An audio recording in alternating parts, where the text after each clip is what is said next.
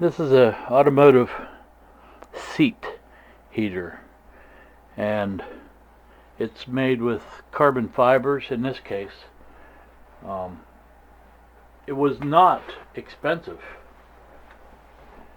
so I got a 4-pack of them, so I could do 4 sets of batteries. They run on 12 volts, okay, and that's all there is to it. I mean, there's some fabric, hopefully to keep it from ripping and tearing and ruining the heater. So this thing will run 12 volts. It's self-regulating, and the highest spot I ever saw on here was like 115. Mostly it's about 90 degrees anywhere on here, 95. And there's an extra thermostat in here for over temperature to shut it off just in case it overheats.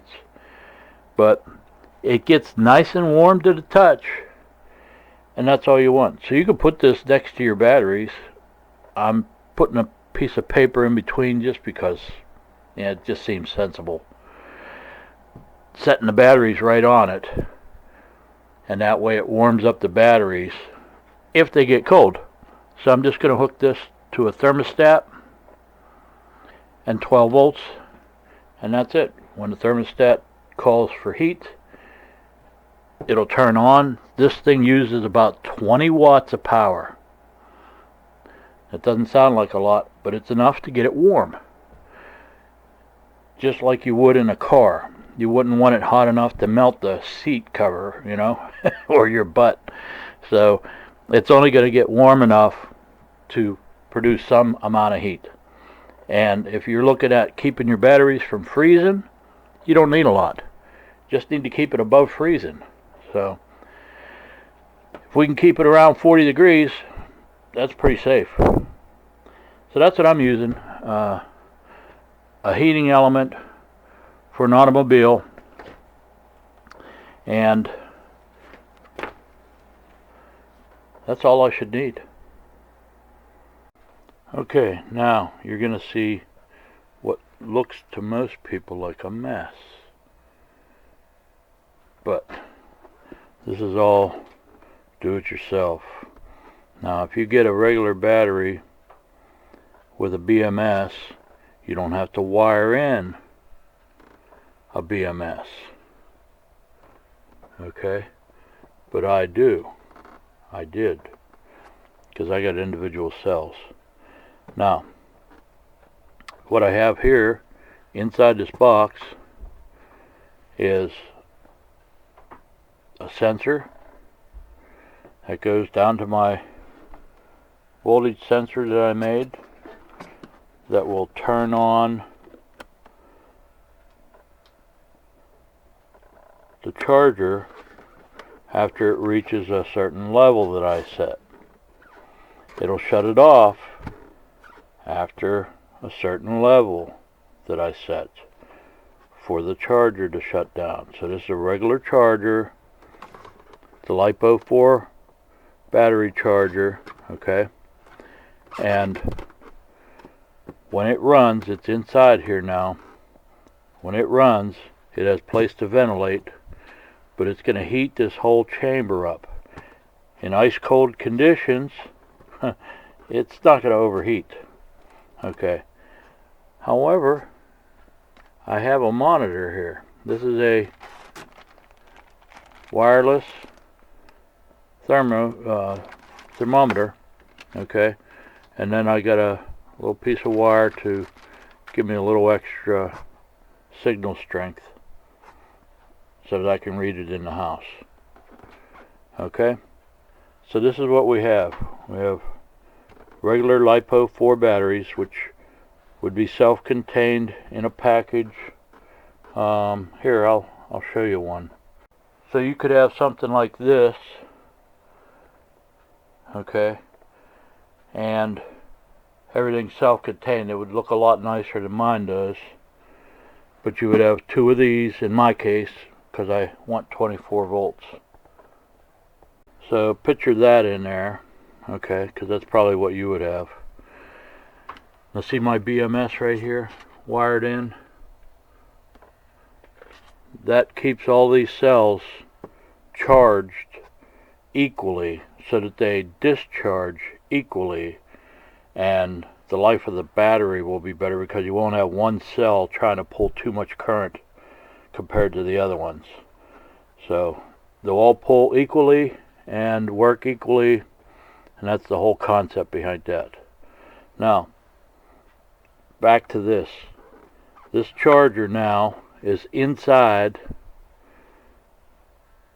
my container to keep these batteries warm. Underneath I also have the heater, which I still need to hook up, and that's what I'm going to do now, just for backup. Last night it went to 29 degrees, and this, just by charging its regular charge cycle earlier in the evening, kept these batteries at almost 70 degrees all night long. I think they ended up being like 67 in the morning, and of course it's not charging overnight because nobody's using anything. So they got warm and stayed warm all night long. So this is just an extra to help it along. Now if you have a charger outside, of course you're going to be using your heater more often. So in my case, I'm going to be using that mostly to keep these batteries warm this winter. I can check it, I can heat it, and I can sense the voltage for this whole thing. It's a little complicated, but not too bad. I think anybody else could do it too. It's basically a charger inside the box, and I charge it with a sensor so it doesn't overcharge or undercharge. That's how I'm doing it. I'm just going to hook up some number 16 wire and some alligator clips, crocodile clips, whatever you want. These are pretty nifty little small ones, and I'm going to hook those in, then put my thermostat in line, then down to the heater. So pretty simple. That way I can move these around if I feel the need to. Okay, just so you understand, my clips will go onto the battery at 12 volts, okay, not 24 like I'm using for both batteries. Then this will go in on the positive side. From here, this will go to the heater, and this will go to the heater. So this switch is in between on the positive, and this will click on when it gets cold below 40. It'll click off when it's above 40.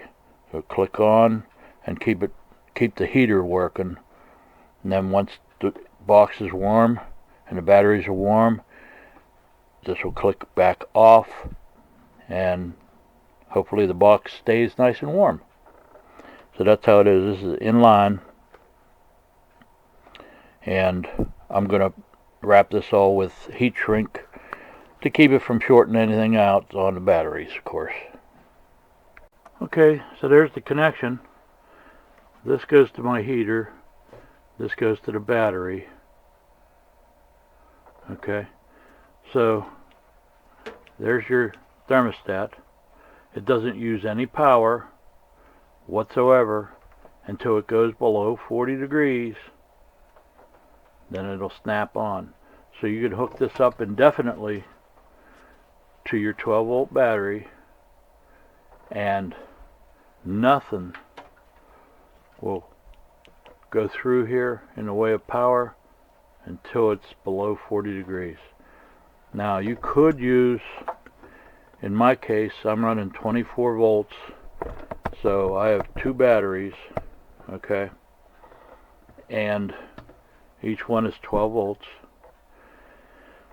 So you could use 2 of those heaters, okay, and hook them in series and put, you know, one on the bottom, one on the side or something like that, and then run 24 volts through it. That'll work too. But I'm using 12 volts. I'm going to hook it to one battery, and I have one battery that's a little bit stronger for some reason.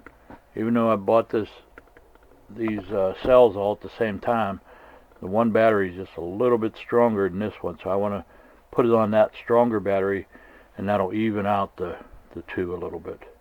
But that's it. And just put this thermostat up on top near the end of the battery, you know, that might be coldest, okay, and leave it there. Hook it up to 12 volts, and you're done. Now you have a self-heated container for your battery to keep them from freezing, so that you don't lose your batteries. So regular batteries, even with a BMS, probably don't have a freeze shutoff, a low temperature shutoff. Some of them do. If they do, they'll advertise it, because they want you to know that, okay? But if they don't have it, there'll be no mention of it.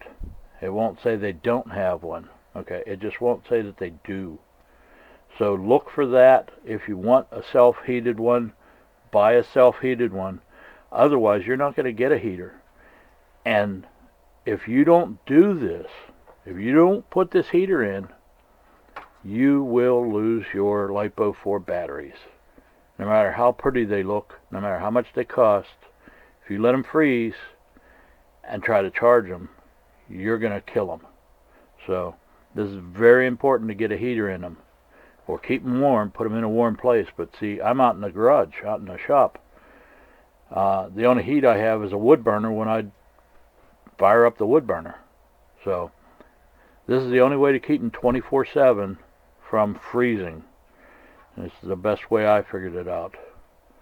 So good luck to you on yours.